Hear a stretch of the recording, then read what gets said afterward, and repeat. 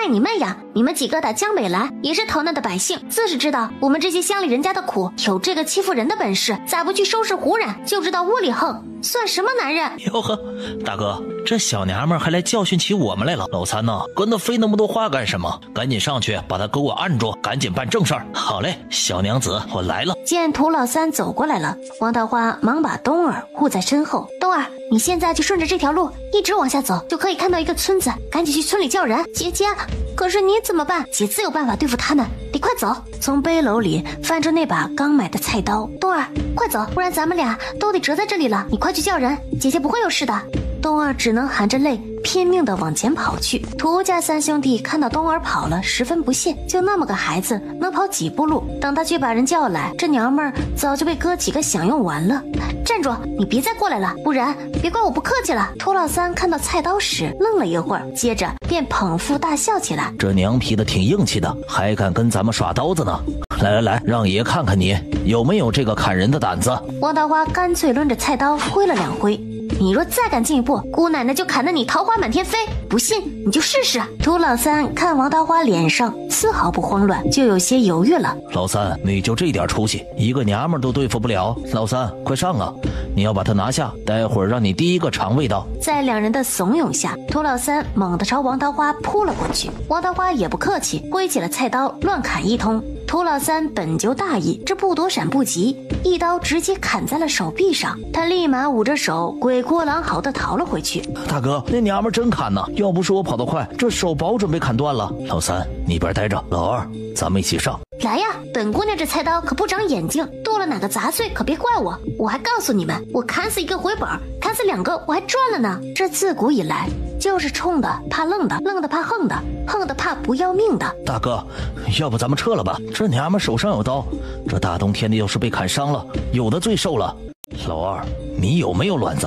一个娘们几句话就把你给镇住了，咱们哥3个以后还怎么在江湖上混呢？我左边，你右边，我看他一个人怎么对付咱俩。王桃花其实还是很紧张的，那手心后背全是汗，眼看两人离自己越来越近了，他决定主动发起攻击。老娘跟你们拼了！他举起菜刀朝涂老二冲了过去。这不符合常理啊，哪有娇滴滴的小娘子举着菜刀追人砍的呀？大哥，是小娘们发疯了。王桃花并没追去，突然掉了个头，朝一边看戏的涂老三跑了过去，等冰冷的菜刀架在脖子上。女侠，别杀我！涂老大跑上前来抢刀，别动，不然我就宰了他。涂老三脖子上的皮就被割破了，鲜血流了下来。大哥，救我呀！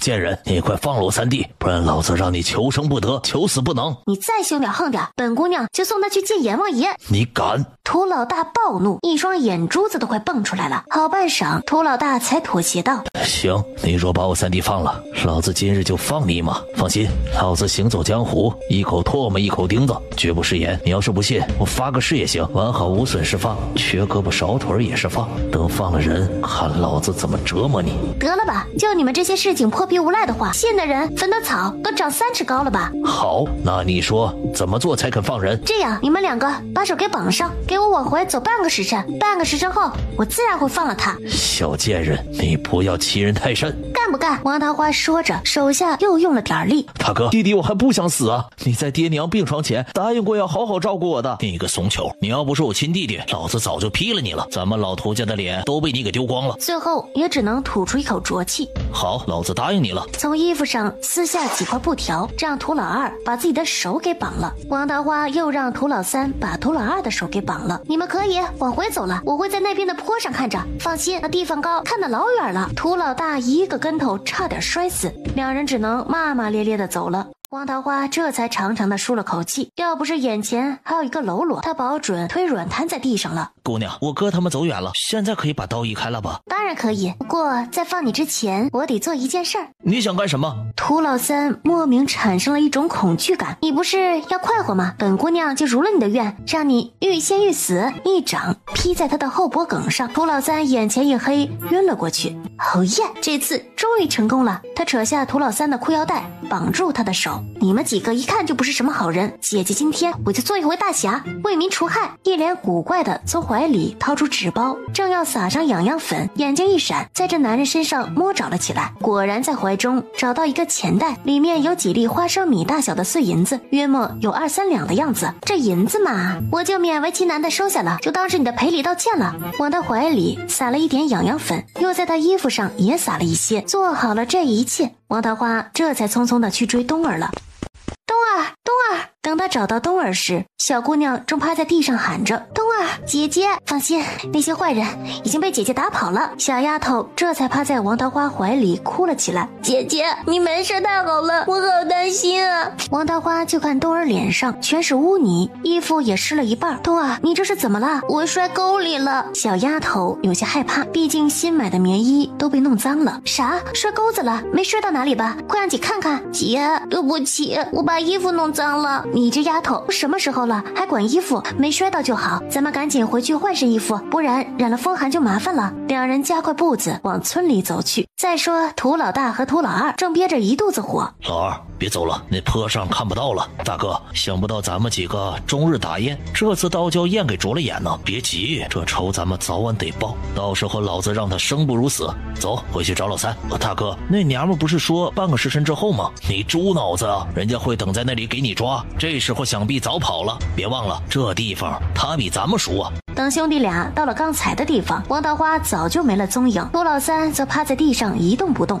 老三，快醒醒啊！涂老三迷迷糊糊地睁开了眼。哎呀，好痒啊！二哥，快帮我挠挠后背。涂老三就跟只猴子似的，全身上下的挠了起来。大哥，三弟这是怎么了呀？话才刚说完，接着也上下左右的挠了起来。等涂老大看见涂老三衣服上残留的白色粉末，不好，那个娘们是诈，你们应该是中毒了。那怎么办呢？痒，太痒了呀！涂老二也好不到哪儿去，一张脸挠得通红。他突然扯开棉衣，趴在了雪上，这雪一冰，那痒还真解了几分。可一旦起身，血液回流，那痒就更是来势汹汹。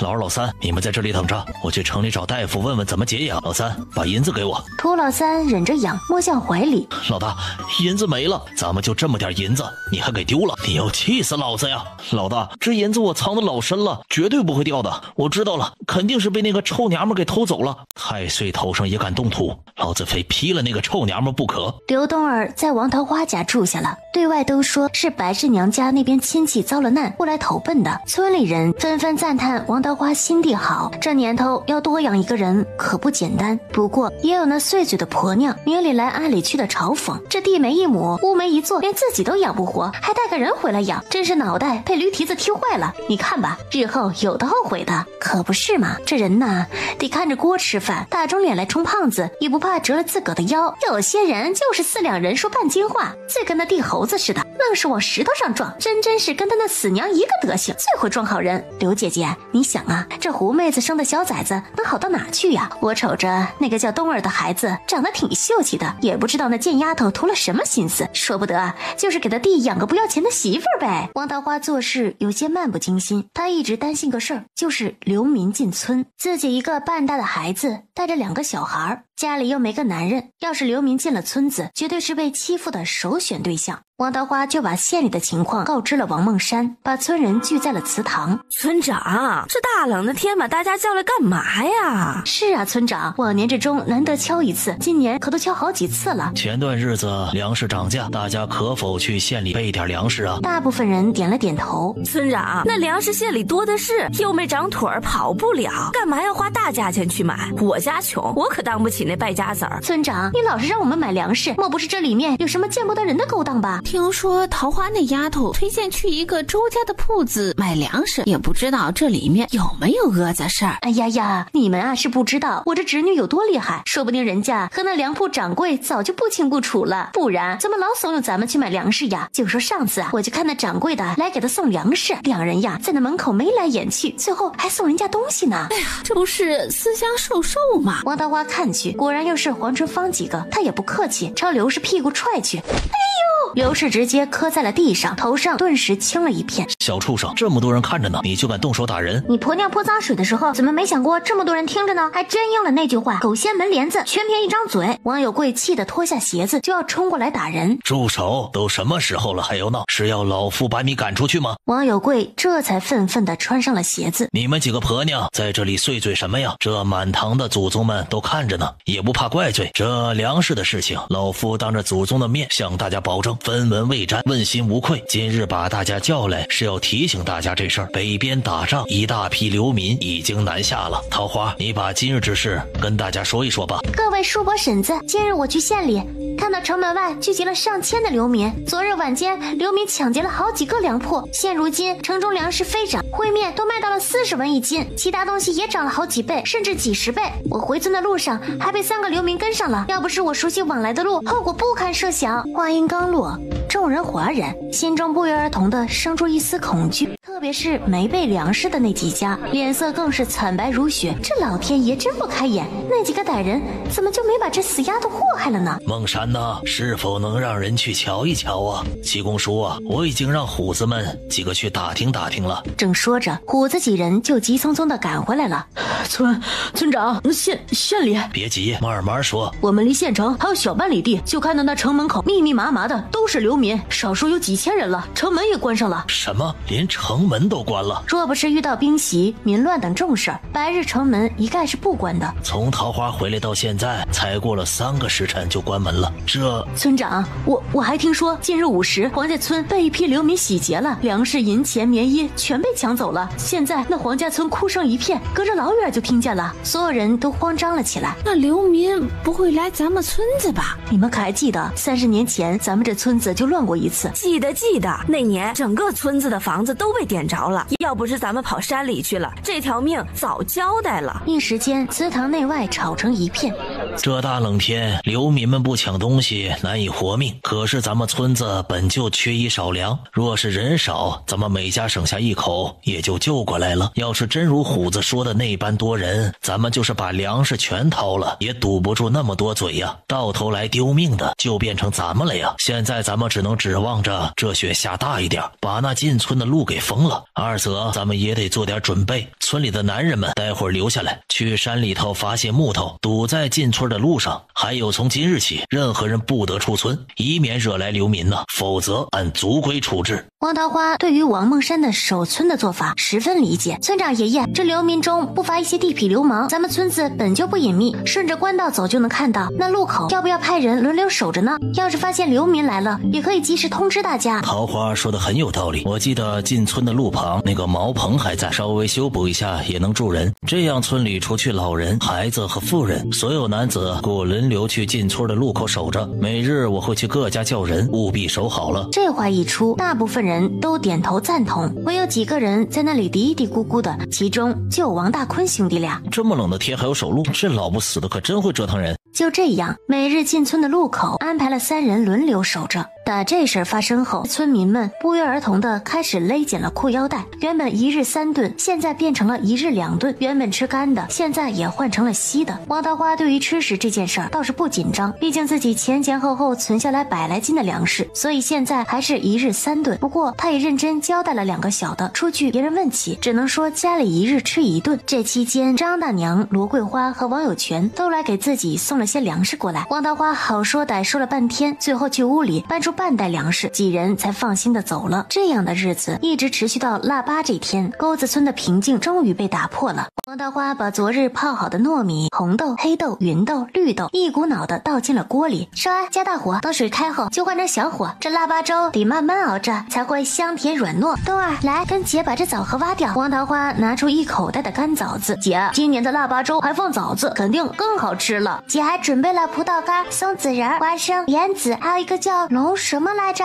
这叫龙眼干。姐，这个龙眼干真甜。老远就听到你们院子里的笑声，腊八粥可是煮好了。张大娘挎着个篮子进了院子。大娘，你来了。大娘，你都好段时间没来我家了。哟，我们安哥这是埋怨起老婆子了。你家现在住这老远，老婆子我走过来都得1壶茶的时间了，何况你婶子现在也离不开人。从篮子里端出1海碗的腊八粥，来尝尝上大娘家熬的腊八粥，这粥今年我可是加了很多枣子，可香甜了。在沟子村，腊八粥煮好是会和左邻右舍送上一碗，主家再回上一碗，最后全倒在一锅里，又叫百家粥。那粥熬得很浓，白色的糯米烂乎乎的，各种颜色的豆子也炸开了花。大娘，我家的才刚下锅呢，你家咋就好了？张大娘立马想到宋香琴昨晚的话，娘，这粥反正早晚也得熬，要不你就下半夜熬去吧，这样你孙子一大早上就能喝上了，可以早点沾福气。娘，今天的粥记得熬浓一点，去年的都是豆子，吃的我老有酸水。啊，对了，我喜欢吃甜，记得多放点粗糖。娘，这回的粥你可不要送来送去了，咱们自个家的都不够吃，每年别人回来的粥就没几颗米，还有那桃花家，就他家现在的光景，可回不了什么好粥，千万别去送了，免得浪费了一碗好粥。大娘，可是熬粥累着了。张大娘回过神儿，熬这个粥哪里就能累着了？我就想着这玩意儿难得吃上一顿，今天起早煮了下去，这不又可以省顿饭食。张大娘眼底是化不开的疲惫与无奈，知道肯定又是那宋香琴在作妖了。这张大娘两口子人这么好，怎么就摊上这么个不着五六的儿媳妇了？真是造化弄人呐！桃花，那你们先吃着，我得回家去了，还有好几家要去送呢。大娘，等我家的煮好了，也给你送一碗去。不用不用，你们自个儿留着吃。就这么说定了。张大娘走了没有多久，黄豆香家、村长家也来了，还有几家与白氏生前交好的婶子也来送粥了。王桃花看着桌上摆着的5、6碗粥，有些发愁，自家还有一大锅呢，这该吃到什么时候？这些粥里大部分用料都相同，唯有村长家用料好上几分。熬了1个多时辰，粥总算熬烂乎了。王桃花拿出一大碗粗糖倒进锅里，现在那锅腊八粥五颜六色，香甜味一阵又一阵涌来。腊八粥煮好了，村口的茅屋里，王二狗和另外2个村民伸着手围着一个火堆烤着。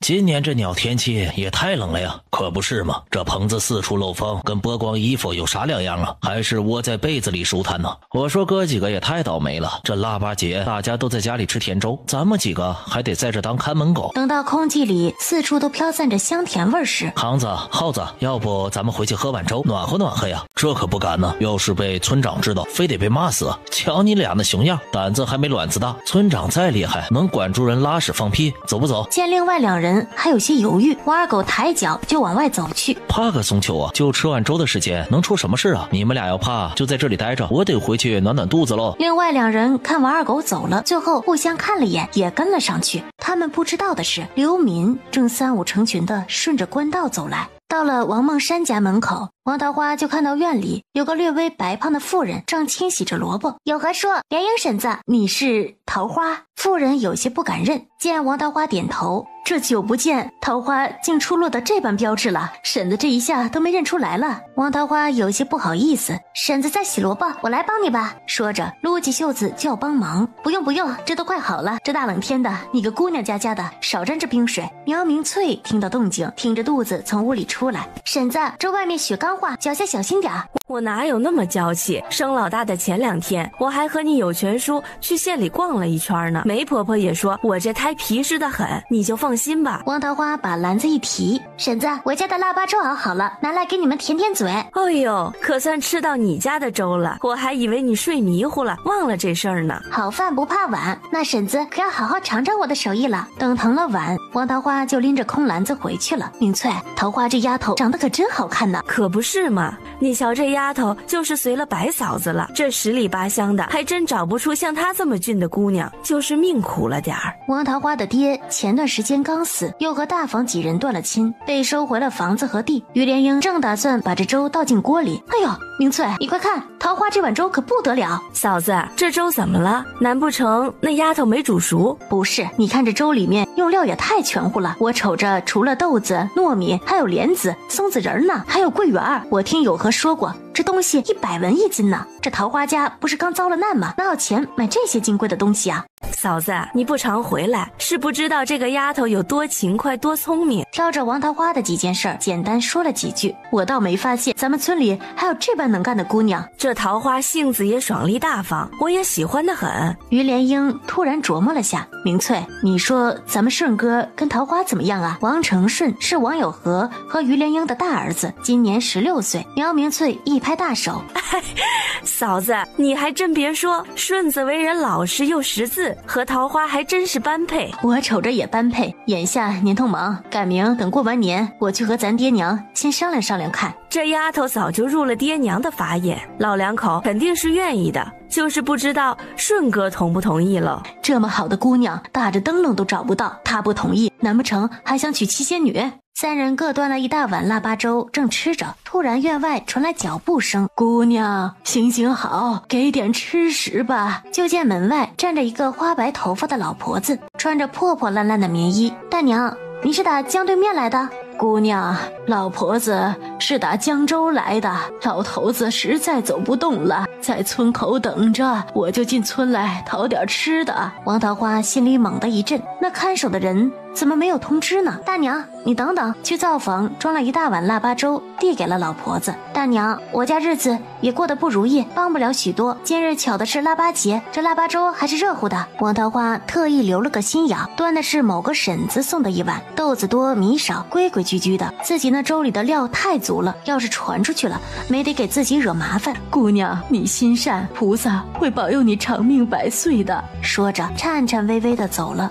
大哥，刚才那骡子说他二姨在前面村里讨了一大碗腊八粥，放足了糖，他嬉皮的馋死人了。如果王桃花在这里，会惊讶的说一声，竟然是那3个狗东西。咱们混在这群人里先去看看，要是有肥一点的人家，夜里去试试手。哎，他娘的，这颠沛流离的日子什么时候是个头啊？咱们就跟只丧家犬似的。自己3人本来在江州南城也管着条街，哥几个白日里调戏下良家娘子，夜里喝喝小酒，逛逛青楼，日子过得有滋有味。没想到打起了仗。大哥呀，现在城门也关了，咱们就算有银子也没有用处啊。眼看着天越来越冷了，老三的手还没有完全好，咱们还是得多攒点粮食啊。老二说的有道理，不过老子银子粮食都要，快跟上他们。等王梦山得到消息，村里已经涌来了100来号流民了。这些流民都大部分面色菜黄，衣衫褴褛，拖家带口的上门乞讨。村民们也可怜他们的遭遇，或多或少的给上一些粮食。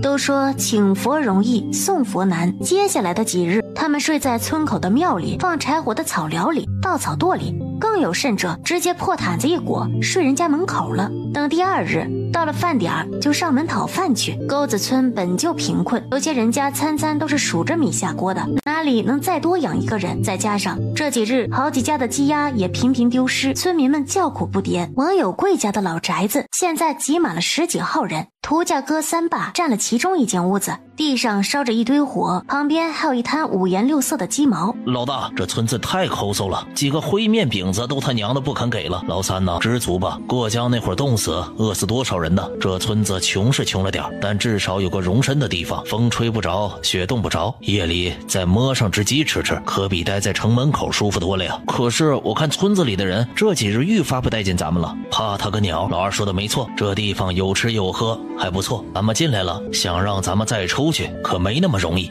涂老大把嘴里的鸡腿骨扔了出去，立马有个流着鼻涕的孩子扑过来，抓起骨头就往嘴里缩。王梦山现在是一个脑袋2个大。村长啊，你可得为我做主啊，我家地里的萝卜一个晚上就被拔了1多半哟，你说吃就吃吧，他还把剩下的踩得稀烂。哎呀，可怜我那一天能下1个蛋的老母鸡哟，不知道被哪个贼人给摸去了，没法活了。还有我家晒在屋外袄子、鞋子也被人拿走了。王梦山也没法子，现在流民有100多号人了，还大部分是青壮，狗急跳墙，兔急咬人，要是强行赶出去，闹僵起来非得伤人不可。可是留他们在村里迟早是个祸患，日益加深的矛盾终于在这日彻底爆发了。王孟坡家正在吃饭。哎呀，你们家怎么就吃上了呀？也不等等咱们。今日王孟坡家特意提早了半小时吃饭，想不到还是被他们给赶上了。快去把院门关了。王孟坡赶紧让家人关了院门。弟兄们，这老头子还趁人，咱们命不好落了难，厚着脸皮来讨顿饭，他竟然要关门，门，把咱们当成什么了？对呀，就属他家会作妖。昨天吃了他家个烩面饼子，那老婆子眼皮都要翻到天上去了。还有那个老头最会聒噪了，知乎者也的讲一大堆他娘的狗屁道理。有本事跟当官的说去啊，咱们有家不能回，跟只狗子似的摇尾巴乞怜。老子已经憋了一肚子火了。那5、6个流民被惹火了，竟二话不说踹开篱笆进院子讨要说法。岂有此理，岂有此理！你们怎可不经过主人家的邀请就进院子？这是鸡鸣狗盗之辈才能干出来的事啊！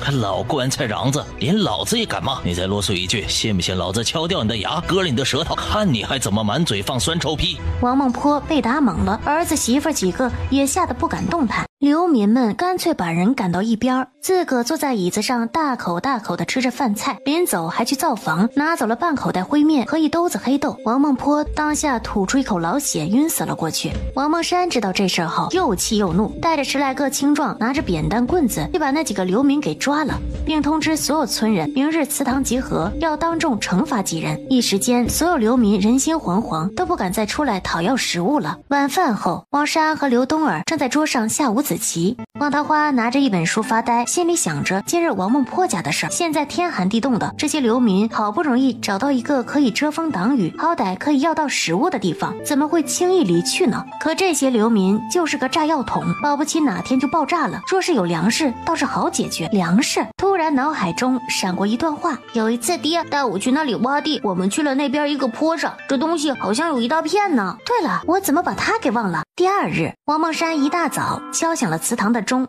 又派人去把所有的流民叫到了祠堂外面的空地上。今天呢，把大家召集在祠堂，是有重要的事跟大家商议。今日这些受难的老乡来村里避难，与大家生了嫌隙，咱们今日就在这里当面锣对面鼓的把事情解决了。村民们听到这个消息后十分开心，这些日子来大家夜里都睡得不踏实，生怕被这些流民夜里来个夺财害命。而祠堂外的流民看到村民们兴奋的目光和手里的棍棒柴刀，一时间心中升起了一股绝望之情，有些人竟然还多了一丝恨意。王孟山看下面议论纷纷，脑海里不由得回想起昨夜王桃花来家里跟自己说的话：村长爷爷，流民进村子姿势越来越多，今日已经有了抢砸的苗头了，咱们不能再等了。丫头，不瞒你说呀，我这几日为这事胡子都抽白了。我本想将他们强行驱赶出去，可其中青壮有80多人，就怕这些人来个鱼死网破，伤及了无辜啊。丫头，你可是有什么好的法子啊？村长爷爷，这自古以来安顿流民，就连官府都十分头痛，多半是就地安置和钱回原籍，但这些需要耗费大量人力物力财力的，可不是咱们平头老百姓能做的。流民之所以留在咱们村子里，无非是为了吃食，可现如今咱们村里的粮食根本就不够吃，若流民不走，怕是很难坚持到开春。我这边好的法子倒没有，不过我曾经在书中看过一种宝石的东西，前阵子在山里找到些，也吃过了，确实可以果腹。后来因为大雪封了山，就把这事给忘了。若能拿来给流民解饥，我想他们是愿意离开的。当真有这东西？王孟山激动得满脸通红，连呼吸都急了几分。这东西叫山药，跟地瓜一样，长在地下，味道比灰面还好上几分。明儿一大早我就去山里寻去。丫头啊，你要是能找到这东西，咱们沟子村就有救了呀。下雪了，山里会有野兽出没，我这就去找大烈，让他明日和你一起去。行，那我先回去了。村长爷爷，那犯事的流民就是个火苗，咱们可不能让他们烧起来。这次老夫绝不会心慈手软。王孟山回过神来，就朝大家压了压手。虎子，你去把昨日闹事的人带上来吧。此刻王桃花正带着王烈朝田边那块坡上走去，不远处果然有一棵红果树，红果树下面是一大片灌木丛，上面覆着厚厚的一层雪。王桃花用木棍子拨开雪，就看到下面那些沤烂干巴的藤条，这里果然有一大片山药。桃花，这藤就是你说的能吃的山药？不是，能吃的就在地下呢。他顺着一根藤找到了根茎处，大力说：顺着这茎往下挖，尽量小心点，别把它挖断了。王烈立马挥起了锄头，约莫半个小时后，一条2指粗1臂长的黄褐色山药终于被挖了出来。桃花，这东西好生奇怪啊，跟棍子似的，能吃吗？说，我保证能吃，而且很抵饿的。王桃花看到一大片枯萎的藤蔓，心下一片激动。祠堂里，你们几人来我钩子村，我们何曾亏待你们呢？可是你们却恩将仇报，做出这么猪狗不如的事，太让我们失望了。这打人抢东西都是要认罚的，我不服。你们不是官府，不能动用私刑。我大梁律法可是说了，私闯民宅、抢夺财物之犯，主家伤之无罪，若重伤于人，杀之无罪。你说我有没有资格打你？来人，拔了他们的棉衣，给我重重抽30鞭子。啪！一声声鞭子响起，几人刚才的怨恨全化成了鬼哭狼嚎。门外的流民听到这鞭打声，个个都胆战心惊，特别是一些老人和小孩已经瑟瑟发抖了。等动完刑，几人背部已是鲜血淋漓，皮开肉绽。忘恩负义枉为人，我们钩子村不欢迎你们几个，现在就请离开。铁头，你们几个看着他们，若是不走，再打50鞭子。别打了，我们走。几人只好从地上爬起来，踉踉跄跄地向村口走去。诸位，我钩子村地处深山，向来与世无争，村民待诸位大多友善慷慨。可这几日，老夫接到村民的哭告，竟然有20几起。咱们都是庄稼人，你们这么做实在让人寒心呐。现在给诸位一个机会，若是谁做了偷鸡摸狗的事情，请自行离去，我们既往不咎。流民们，你看看我，我看看你，可没有一个人愿意走出来。若有人愿意站出来指认宵宵，村里将送给他2斤粮食。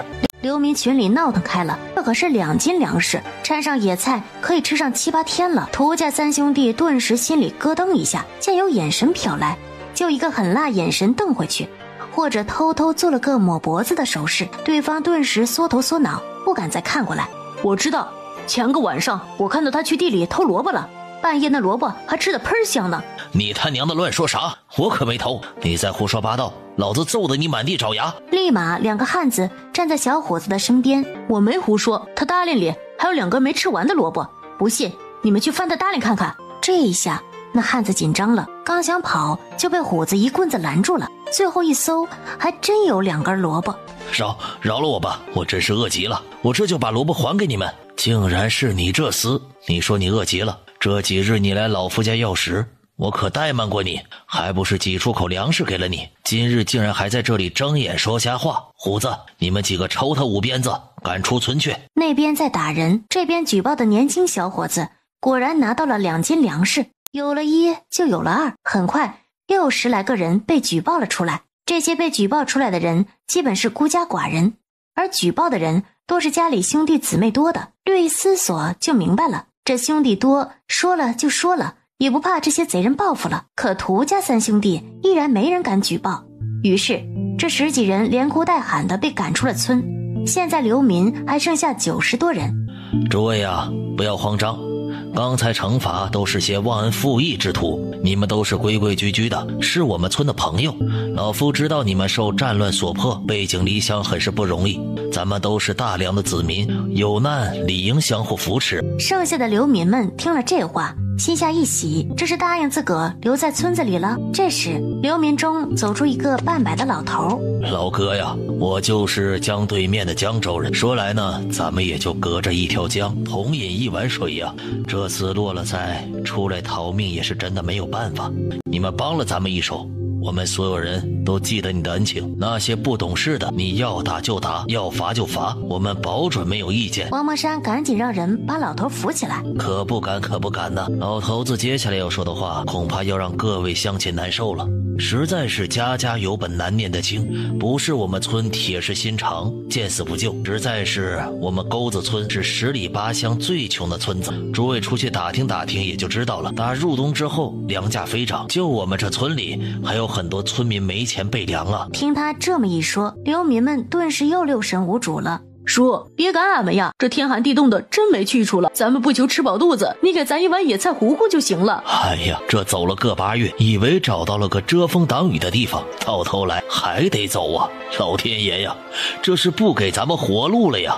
求求你们了，别赶我们走，等咱回去了定给你们立长生牌。现在钩子村的村民也是极其矛盾，又是可怜这些逃难的流民，又有无能为力的窘迫，又担心他们洗劫自家，伤害亲人。众位莫要激动，等我把话说完。还有什么好说的呀？满嘴仁义道德，说到底不是还想赶咱们走吗？凭什么他们可以住温暖的屋子，吃饱饭，咱们就得在外面流浪？都是大良人，不公平啊！咱们遭了难，他们还落井下石，反正都得饿死，咱们也不要客气了。这话就像点了导火索，多少日子来的委屈艰辛一股脑的涌上了这些人的心头。眼看流民越来越激动，上百个村民拿着锄头扁担之类的大吼道：你们想干什么？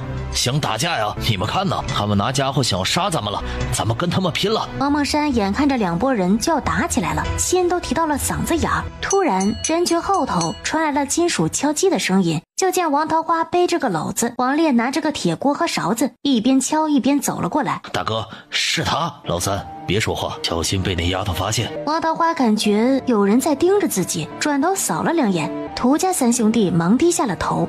王桃花还真没发现，老夫何时说过不管你们死活了？这大冬天的，谁活命容易啊？若谁再闹下去，就别怪我沟子村以多欺少了。流民们这才冷静了下来，不过眼里仍是愤怒和不甘心。王桃花已经让王烈架起火堆，把锅做好了水。刁婆子看王桃花站在前头，和王烈忙上忙下。呸！一个姑娘家家的，成日里跟男人混在一起，真是不知检点。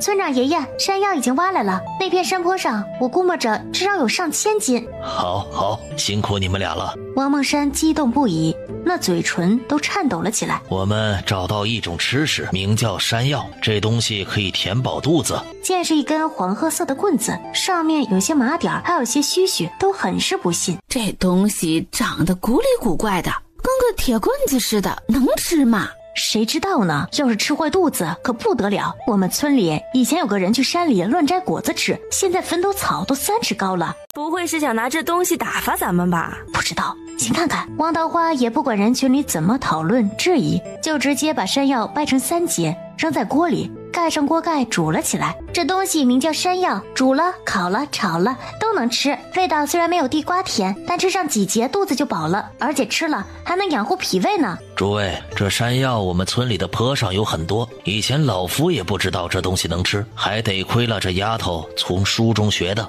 她外公是秀才，留下了很多圣贤书，自是知道咱们不清楚的事，能不能吃大家也别急，等上1刻钟自然见分晓。很快锅中就飘起一股香气，哎呀，这还真是粮食的气味呢。流民本就饿了2顿，现在更是被香气勾得肚子呱呱叫。约莫1刻钟后，王桃花用筷子戳了下，山药已经煮好了，我来吃给大家看。就拿几根吹散了热气，剥掉外头棕色的外皮，露出了雪白的一截，咬上一口，又面又糯，还有一丝丝的甜味，太好吃了。一根下肚，王桃花觉得5脏6腑都是暖暖的了。现在大家相信山药能吃了吧？有没有谁想尝一尝？我，还有我。王桃花就把山药掰成小段分给几人，他们学着王桃花的样子剥了皮吃了起来。这一口下去，就发觉这东西比那烩面好吃太多了，不禁疯狂地点着头。好吃好吃啊，粉粉面面的还不苦。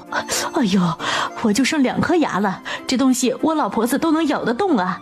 娘，我还要。最令他们开心的是，山药吃完后肚子竟然真的没有呱呱叫了。看来这山药真是可以活命的东西啊，老天爷保佑，这下咱们有救了。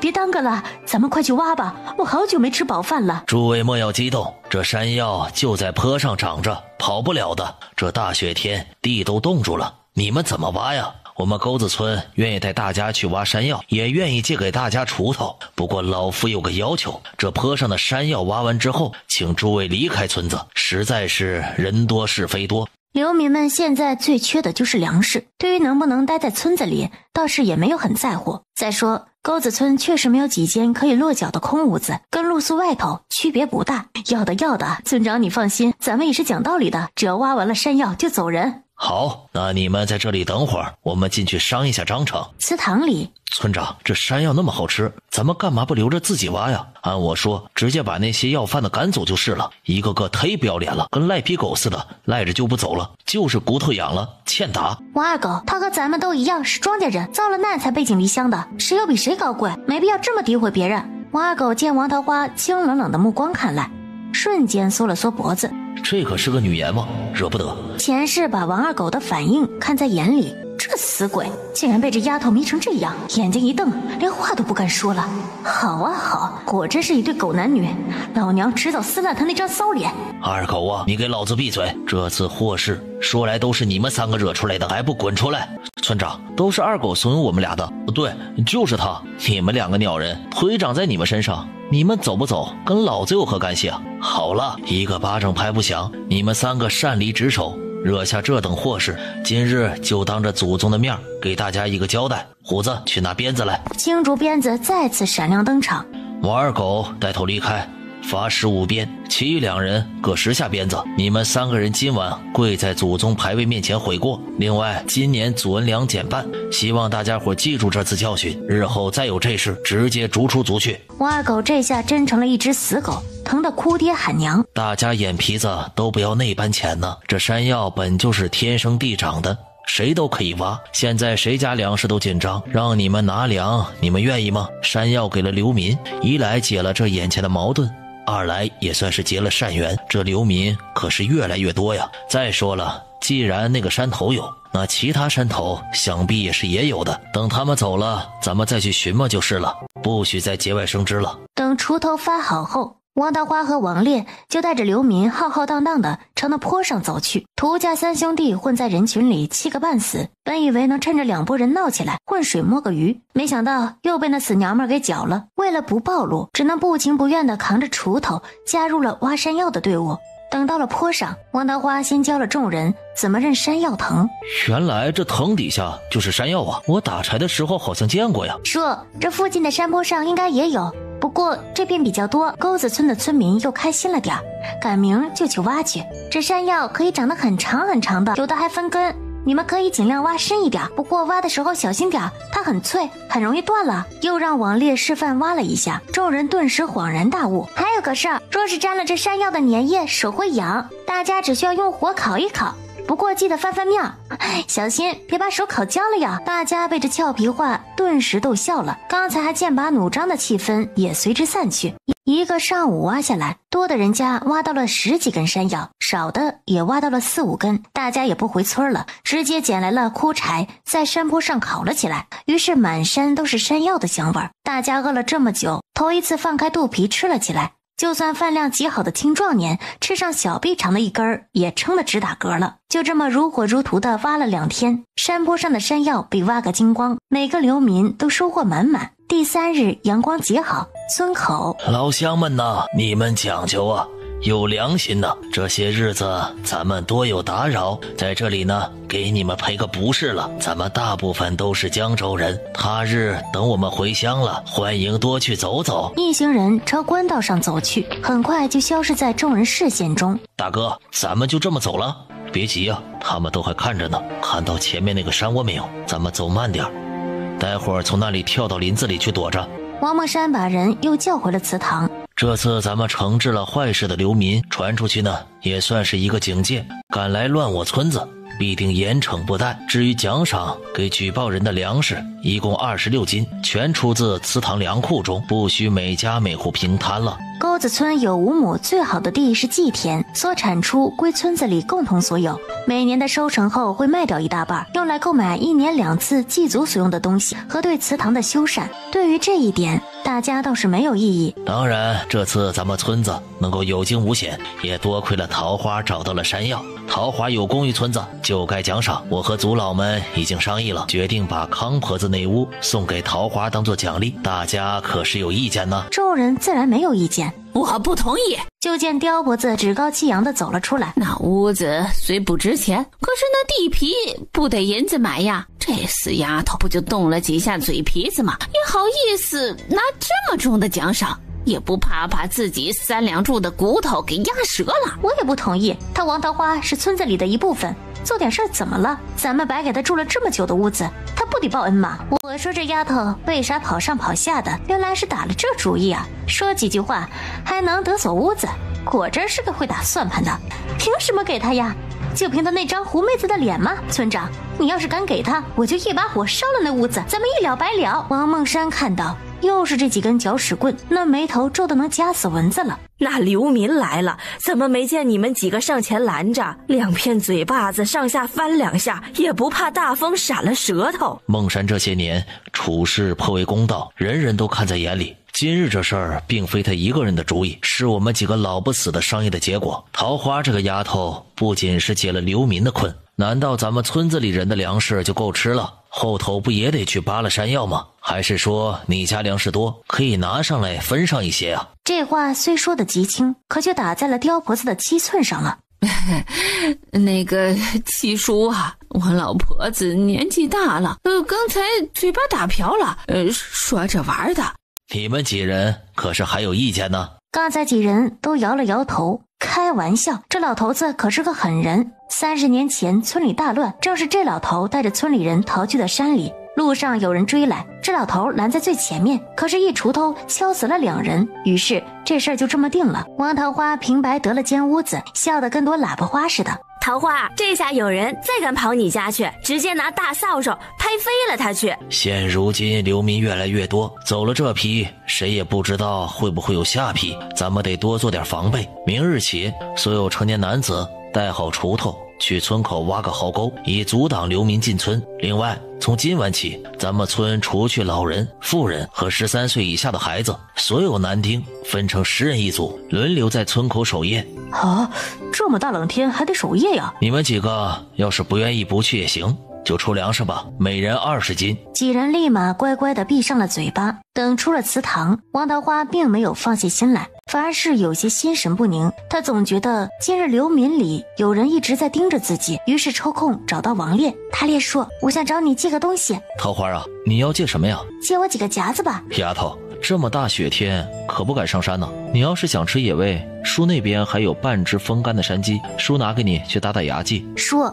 你误会了，不上山。那你这是？我家就住北坡下，离山里近，在家附近放几个夹子也安心点儿。你家那地方是偏了点儿，丫头，那夹子口锋利，你用的时候小心点，别夹到手了。看王桃花在院子4个角布置了铁夹子，王山和刘冬儿都有些诧异。姐，你布那么多铁夹子干嘛？当然是防身了。现在流民越来越多，谁知道夜里会不会有人来咱们家偷东西？一直等到天黑了，3人才小心翼翼地爬了出来。可把老子给憋死了！涂老三急匆匆地往边上走了2步，解开裤带就拉了起来。老三就不会往边上点吗？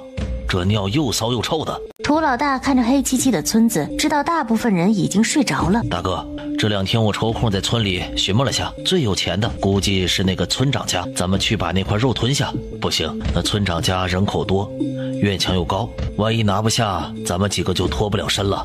大哥，你说的也对，咱们还是去西家那边吧，他们家也是青砖大瓦住着。昨日我跪在他们家门口逗留了片刻，听到他家婆子说明年要给那10几亩地全都种上稻子，看来这家人在这村子里绝对是有钱的呀。倒是一块肥肉。他家里几口人，除了那个老太婆，那对夫妻3个孩子，2个男的15、16岁，女的10来岁。好人倒是不多，走去他们家。大哥，我想去找那个死娘们儿，咱这手上的伤还没有报仇呢。老三，别乱来，这村子咱们本来就不熟，有黑灯瞎火的，不能分散了。再说那娘们儿住哪里，咱们也不知道啊。老三，咱们先去这家好好打探下消息，再去找那个娘们儿，我保证今晚让你抱得美人归。好，那咱们现在就出发吧。他们今日要去的就是王有贵家，谁让他家青砖大瓦房那么显眼了？就见院门已经从里面拴上了。王家院墙颇高，要是翻院墙，难免会弄出动静。大哥，那里。涂老三指了指伸出来的树干，有这树，这下进去就容易多了。老三，你们在这里等着，我进去开门。涂老大往上一跃，抓住树干，眨眼功夫就到了院里。院门打开了，2条黑影像泥鳅一般钻入院子。涂老大指了指左边的第1间屋子，比了个1，另外2人点点头，从怀里摸出短刀就走了过去。不料这时右边传来动静，3人立马往树下藏去。就见王大海迷迷瞪瞪地往院墙走去。王大海撒完尿刚提上裤子，脖子后面就传来一阵剧痛，接着人就倒在了涂老二手里。一阵冷风吹来，刘氏缩紧了身子往王有贵怀里钻了钻，不料王有贵根本不理他，刘氏正要发火，就感觉脸上有股热气喷来，借着月光就看到一张黑乎乎的脸凑了过来，正要张口大叫，冰冷的刀子架在了脖子上。不许叫，不然宰了你！好，我不叫，好汉饶命，不要杀我！王有贵也被叫醒了，见脖子上架了刀子，屁都不敢放一个。老二、老三，快找银子！三人就借着窗外微弱的光，在屋子里翻找起来。王有贵夫妻俩急得不行，两人刚呜呜了2声，就被扇了个大巴掌，顿时就老实了。一圈找下来，几人一无所获。老三，把那娘们带过来！好汉饶命呀，好汉饶命呀！只要你饶了我，你想做什么都行。呸！臭娘们儿，别恶心人了！就你这脸，跟老黄瓜丝儿似的，给老子洗脚都不配。刘氏气的鼻孔都撑大了1倍。家里银钱放哪儿了？我没银子。放屁！你家住青砖大瓦房，会没有银子？看来是不见棺材不落泪啊！拿起匕首往王有贵胳膊割了一刀，王有贵疼得眼珠子都要爆出来了，额头上满是汗，呜呜呀呀的叫着。再不说，我可就不割手上了。刀子直接顺着胸膛一路往下，停在了王有贵的裆部。我说，在尿桶下面。涂老二皱着眉头移开尿桶，下面果然有一块活砖，掀开砖头有一个小小的匣子。这娘们属耗子的吧？挺能藏东西啊！里面是几个碎银饺子和一串铜钱，还有2根银簪子。大哥，咱们费了这么大功夫，就得了这么3瓜俩枣的。把那些东西倒在一块布上，胡乱一裹，塞怀里了。老二，你留在这看着，我和老三去其他几间房子看看，要是他们俩不老实，直接……吓得刘氏把哭声给咽了回去。很快，他们就用同样的法子绑了王大坤和王香香，现在只剩刁婆子屋里了。大哥，这屋子怎么这般臭啊？别说话。等走进床头，就看到一个胖婆子正四仰八叉的呼呼大睡，嘴边全是炸果子的碎屑。喂，老婆子，醒醒！可刁婆子睡得实在是太香了，没半点动静。憨婆子一个，没事儿，醒不了。接着明目张胆的翻箱倒柜。老大，没找到银子，让我把这个死婆子叫起来。涂老三这样抬手扇脸，看见刁婆子手臂上绑了一根红绳子。这是什么东西啊？把绳子一扯，从腋下扯出一个鼓鼓囊囊的钱袋。这老婆子也太能藏了，藏胳肢窝下也不嫌埋汰。涂老三这样去拿钱袋，刁婆子眼睛瞬间睁开。你谁呀？干嘛拿我的钱袋？涂老大直接把刀子架在了刁婆子的脖子上。松手，不然老子白刀子进，红刀子出。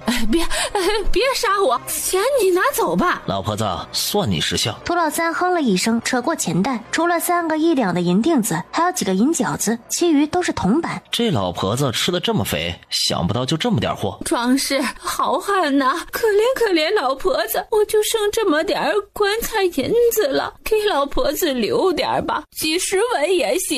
大哥，我见过傻的，没见过这么傻的，竟然跟咱们讨价还价了。别跟他啰嗦了，把手绑着带去堂屋。不一会儿，王有贵家6人全在堂屋碰面了。等涂老大取了刁婆子的钥匙，开了王家的粮仓，就见里面有5、6袋灰面，还各有半袋子白面和精米。瞧，这么多粮食，那老不死的还敢说村里头没粮食，用山药打发咱们，真是老奸巨猾呀，阴险狡诈。大哥，要不然咱们再去一趟那老不死家里，听说他儿子还在县里酒楼当掌柜，家里银钱肯定更多。算了，他们家人多，一下子拿不下，咱们就得耗在这里了。老三，看那鸡圈里还有7、8只鸡，全拧脖子带走。就这样，当着王有贵一家人的面，涂家3兄弟把那半袋子白米和白面扛了出来，接着又把拧断了脖子的鸡用绳子挂成一串。老二、老三，咱们休息片刻就赶紧走。老大，咱们还没去娘们家呢。老三呢，日子长着呢，那娘们又跑不了，总有报仇的机会。咱们今晚带着粮食，得早点走啊。涂老三顿时有些郁闷了。老大，今晚的村口有人看着，咱们怎么出村子呀？那就要问他们了。王大海醒来后就一直垂着头，听到这话时，眼皮子明显抬了下。涂老大把刀子往王大海的脖子上比划了下，说吧，除了进村的路，还哪里可以出村呢？我不知道。不知道？涂老大眉头一挑，举起刀子就要往王大海大腿插去。走河边，河边有个沟，可以出村。你要是敢骗我，回头我把你大卸8块。不敢，那路是以前涨水时冲出来的水沟，后来被芦苇盖住了，知道的人并不多。好，老子信你一回。涂老三却盯着王香香，满脸淫笑。老大，让咱松快吧，这些日子都快憋死我了。你个狗东西，净想着那档子事儿。行，哥哥给你1颗钟，快点。好嘞，弟弟，我这就骑马狂奔去。王香香哪里不知道对方想干什么，拼命的躲闪着，蹬着腿朝王有贵几人呜呜的叫着，可几人就跟缩头乌龟一样，唯有王有贵挣扎着还想过来救人，被涂老二一脚踹翻在地上。臭丫头，再不听老子话，老子直接宰了你。王香香就不敢挣扎了。很快，屋里就传来衣服撕裂的声音和女人压低声音的哭泣声。可还没一杯茶的功夫，涂老三就敞着胸脯从屋里兴冲冲地跑了出来。这就完事儿了？大哥，我找到那娘们儿，她叫王桃花。王桃花就是砍我一刀那娘们儿。说着朝屋里吼道：还不快滚出来！就见王香香披头散发，抓着被扯烂的衣裳，哭哭啼啼从屋子里走了出来。还不快说！她叫王桃花，她比我漂亮，就住在山坡下的屋子里。这还真是踏破铁鞋无觅处，得来全不费功夫呀。大哥，那丫头就她一个人，带着2个小孩，真是天助我也呀！老三，再折腾一会儿天就该亮了，咱们二哥要不把那丫头办了，我一辈子都不痛快。你忘了自个儿也挠破一层皮了，再说传出去也丢咱们3个人的脸呢。涂老大还在思索要不要去，就见那刁氏几人躁动起来。山大王，那丫头不仅长得好看，她还很有银子。老婆子胡扯什么呀？她一个孤儿哪来的银钱呢？你若是骗我，老子马上送你去见阎王。你是不知道这丫头有多能搂钱，她山上摘了那木耳药材，不卖了好多钱，每天家里都是猪肉汤、白面馒头吃着呢。他还跟县里最有钱的孙家公子勾搭在一起，成日的在县里头吃香的喝辣的。听说孙公子给他买了1匣子的首饰，上次我还看他戴了那么大的一对金镯子呢。刁脖子睁着眼睛瞎扯起来。你带我们走一趟，老二，你在这里看着他们，不老实直接杀了。想不到王大坤极为乐意的点点头。好汉呐，我带你们去，这丫头就是欠教训，随你们使劲折腾。一想到王桃花被人抢了侮辱了，刁脖子嘎嘎的笑了起来，跟个老瓜似的。此刻已是月上中天。好汉，前面那屋子就是王桃花的家了。这破屋子，你确定那丫头有钱？王大坤眼神闪了闪，正想着怎么回话。大哥，管他有没有钱，今天我必须把这个丫头给办了。老三，涂老大叫不动，只能跟了上去。涂老三还是有点脑子的，他怕闹出动静打草惊蛇，于是准备从篱笆进院子。大哥，我先进去，你和这小子在外面等着。老三，小心点，那丫头狡猾得很呢。大哥放心，我怎么可能在同一个坑里摔2次呢？等我的好消息吧。涂老三踩断一根枯树枝，睡梦中的王桃花听到院外有声响，立马从床上坐了起来，借着月光看到有个人从篱笆口跨了进来，心下一片紧张。少安，冬儿，快醒醒，有贼人进咱们家了！迷迷糊糊的2人一听有贼，眼睛瞪得溜圆。王桃花拿起门后的扁担，王少安也拿起了烧火钳子，刘冬儿拿起一根洗衣棒。再说涂老三跨进院子后，棉衣挂住了篱笆，于是发狠拽去，立马那几个竹子歪倒向一边。老三，你没事吧？没事，衣服勾了一下。等他得意洋洋的才走了一步，涂老三就感觉自己脚上传来一阵剧痛，就仿佛骨头被生生折断了。这可是猎人用的铁夹子，可以直接贯穿皮肉。大哥，老三怎么了？脚被铁夹夹住了。什么？老三你别动，我马上拉你出来。看来那个贱人设了陷阱了。可奈何涂老三本就单脚站着，涂老大用力一拉，涂老三摔倒在地，只能用手撑去。好了，这下左手也夹住了。哎呀娘啊，疼死了，疼死我了！涂老大怕中招，也不敢进院子，只能生拉硬拽着涂老三出了院子。王大坤想跑又不敢跑，只能躲在门边瑟瑟发抖。王桃花见贼人被夹了，拿起那铁壶，用棒子使劲的敲打，立马哐哐哐的声音传了出去，在这寂静的夜里特别清楚。快来人呀，有贼人进村偷东西了！2个小的也配合着喊了起来。一时间离得近的几家亮起了灯光，特别是王烈已经拿了根棍子朝王桃花家跑来。涂老大赶紧帮涂老三掰开脚上的铁夹子。老三忍住啊！涂老三疼得死去活来，脸都白了。快走快走啊！涂老三也顾不上脚上的伤了，被涂老大搀着跳着脚向王有贵家奔去。哎，你们等等我呀！他被绑着手，天又黑，没跑2步就摔了个狗啃泥。屋里的王桃花听着外面的动静，知道人已经跑了，这才敢打开门。看不到我，看不到我！王桃花看到院外地上有个人撅着屁股趴在地上，贼人敢来姑奶奶家摸东西，我要让你后悔终身！举起扁担就劈头盖脸的打了下去。王大坤被打得像个皮球似的，满地打滚。别打了，别打了，我是王大坤！王大坤，那更好，姑奶奶打的就是你，下手更是重了几分。王大坤惨叫连连，你是故意的，我非把你扒皮拆骨喂野狗。你这贼人都成了落水狗了，还敢乱吠，看来是今年的枫叶不够红呀，再吃我2棍。哎呀！再说涂老大两人好不容易跑回了王有贵家，现在村子的灯光越来越多，看来已经闹腾开了。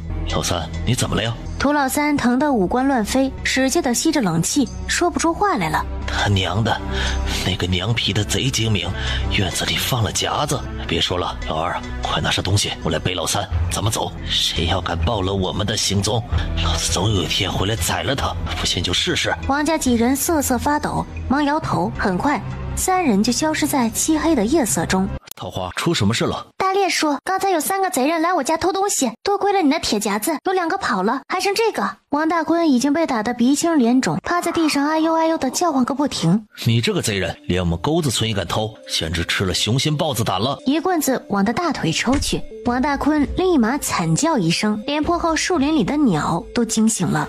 王烈朝着屁股又打了几下，这一下王大坤已经叫不出声了，那屎尿流了一地。好了，大烈叔，别打了，再打要出人命了。这时王梦山和几个叔伯匆匆来了，村长爷爷，其余贼人跑了，就剩他了。把他翻过来，看看是流民还是哪个村的泼皮。等人被翻过来，就见他眼睛肿，鼻梁断了，鼻血糊了一脸。这瞅着是王大坤呢。其他人凑过去看了看，还真是王大坤，难不成这贼人就是他？兔子还不吃窝边草呢，这王大坤忒不像话了吧，带着贼人来祸害村里。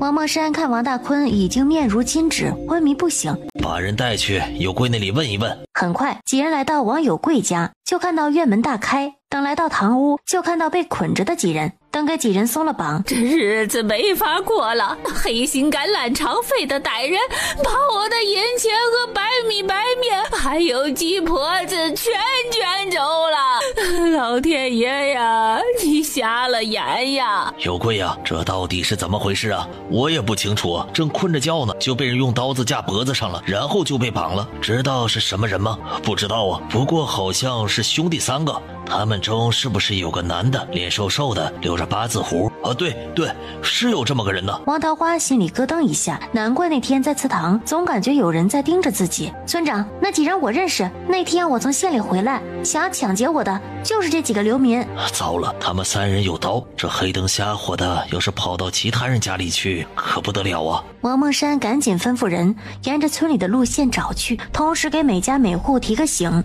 王有贵，那你家王大坤为什么和歹徒出现在我家？你说他们是不是一伙的？桃花，不是的，大坤是被人绑走的。对了，他人呢？王梦山让人把王大坤抬了进来。刘氏见自个儿子满身是血，以为被害了。哎呦，大坤啊，我的儿啊，你死了娘可怎么活呀？你怎么忍心让娘白发人送你这个黑发人呀？刘氏啊，别哭了，他没有死。说吧，他出现在桃花家门口，是不是给贼人带路去了？王有贵几人顿时支支吾吾，说不出话了。你想过没有，桃花一个姑娘家的，带着2个孩子在家，要是被祸害了，你家大坤岂不是成帮凶了？村长，饶了大坤吧，他也是被迫的，何况他现在也被打成这样了。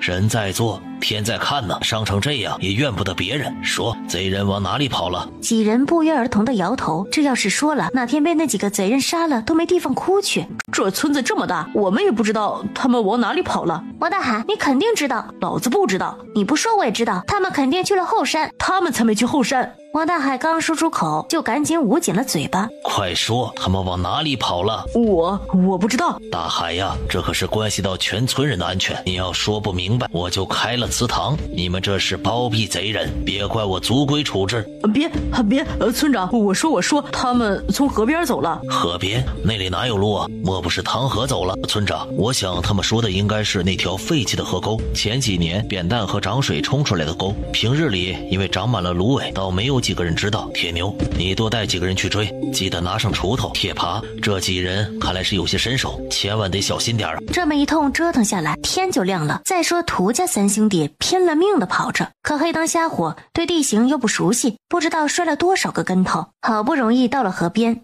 摸黑找了一圈，果然发现被一大片芦苇密密麻麻挡着的河沟。大哥，要不趟水过去吧？这沟子已经被芦苇堵住了呀。不行，这河虽浅，就怕有水窝子，这乌漆麻黑的看不清路，咱们这一身棉衣要是掉进去了可不得了。这样，咱们从芦苇底下钻过去。大哥，这芦苇割人比刀子还厉害。刚说完，就见远处一条火龙蜿蜒而来。不好，他们追上来了！老二老三，别犹豫了，快走！头老大趴下身子就往芦苇丛里钻去，那锋利的芦苇朝脸上手上割来。闭着眼睛跟在我后头，千万别睁眼。三人就这么在沟里摸黑爬着，约莫1刻钟后，三人终于爬到了河沟的尽头，已是满身污泥。头老大舔了舔嘴唇，一脸腥甜，接着是火辣辣的疼。贼他娘的，总算是出来了，加把劲儿，上了官道咱们就自由了。老大，下次打死我也不爬这破沟了。别啰嗦了，赶紧走，等逃出去给你找大夫看一下。头老大搀着头老三，头老二背着2袋粮食和一串鸡，向着坡上爬去，渐渐地消失在夜色中。第二日，村口很是热闹，挖土、运土络绎不绝。在100来号人的努力下，才2、3天的功夫，一条宽5米、深2米的壕沟就挖好了。王默山又安排一些人去砍来大树，堵在壕沟的后方，算是第2重防护。听了王桃花的意见，用木头搭了一个5、6米的高台，站在上头，方便观察路上的情况。做完这一切，村里人的一颗心总算放下了。接下来的日子，村里的老老少少全去挖山药了。虽然其他山坡上山药不多，但是一波挖下来，多的人家也挖了5、60斤，少的也有1、20斤，大家的眉头总算轻松了几分。王有贵家是唯一没去挖山药的，这刁婆子整日坐在院门口哭诉：那挨千刀的贼人有那么老长的刀子夹在我脖子上，老婆子一口痰就啐了过去。刁婶子，既然你这么厉害，为什么家里还被抢了？他们是畜生啊，3个打我1个呀，我一个手无寸铁的老婆子也没得法子呀，我这心疼的呀。说着翻着白眼儿，做出一副马上要嗝屁的模样，吓得众人赶紧安慰几句。不料老婆子立马又活了过来，抓住对方的手巴拉巴拉的说了一通。再说刘氏这2天忙得很，王大坤昏迷了1天1夜，才被媒婆子的银针给扎醒了。娘，哎呀，我屁股疼，腿疼，哪里都疼啊。话还没说完，噗噗一连串臭屁震天响，接着一股恶臭就漫了出来。好家伙，那屎尿现在是更搂不住了。香香撒哪儿去了？这么大个人了，成天就知道疯玩，还不快给老娘滚过来！来了来了。等他不情不愿地走进王大坤的屋子，立马被涌来的一股臭味熏得胃里直翻滚。娘，脏死了！躺在床上的王大坤脸一红，一口气上不来。刘氏赶紧帮他抚着胸口，朝王香香虎着脸：没点眼力见的蠢东西，还不快把你哥衣裳褥子拿去洗了？啥？